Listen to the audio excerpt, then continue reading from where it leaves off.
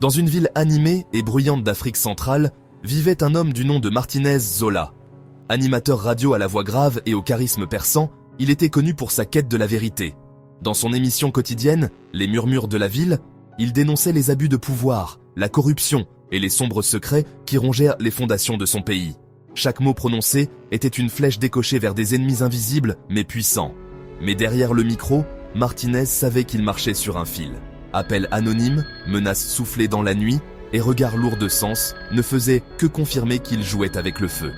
Une nuit froide, après avoir reçu un document révélant l'implication de plusieurs personnalités influentes dans des détournements de fonds massifs, Martinez décida d'aller encore plus loin dans son émission. Il annonça qu'il dévoilerait des noms dans 3 jours. La ville entière retint son souffle. Mais, à l'approche de l'échéance, un malaise étrange s'installa. Le jour fatidique, il quitta la station de radio plus tard que d'habitude. Alors qu'il roulait seul sur une route sombre, son rétroviseur reflétait des phares qui semblaient le suivre depuis des kilomètres. Martinez accéléra, mais les lumières restaient proches, oppressantes. Puis, le crissement d'un pneu qui éclate le força à s'arrêter. Sortant inspecter les dégâts, une ombre se dessina derrière lui. Avant qu'il ne puisse réagir, il sentit une pression froide sur sa nuque. Tout devint noir.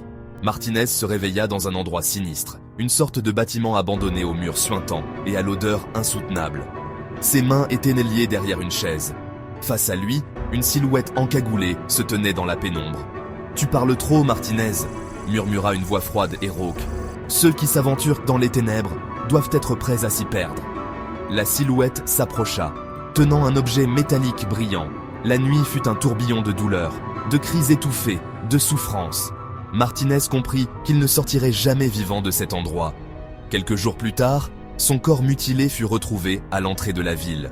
Mais ce qui terrifia les habitants, ce n'était pas seulement l'état du cadavre. Chaque soir, à la même heure que son émission, une étrange interférence prenait possession des ondes. La voix de Martinez résonnait à nouveau, chargée d'une douleur palpable. Il répétait les derniers mots qu'il avait prononcés à l'antenne. La vérité éclatera, quel qu'en soit le prix.